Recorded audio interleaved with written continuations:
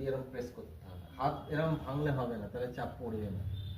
আর আগে পিছনে দাঁড়াতে হবে, কারণ এরকম ভাবে করে তুমি চাপ ঠিক দিও তো নিজেরই মানে ব্যালেন্সের প্রবলেম হবে। এইভাবে দাঁড়াতে হবে আগে পিছনে, ঠিক আছে? এই দেখো পজিশন নিয়ে নিয়েছি, ঠিক আছে?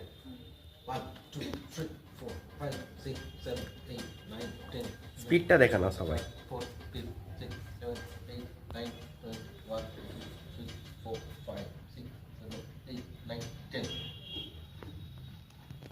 দুবার দেখো আবার 1 2 3 4 5 6 7 8 9 10 11 12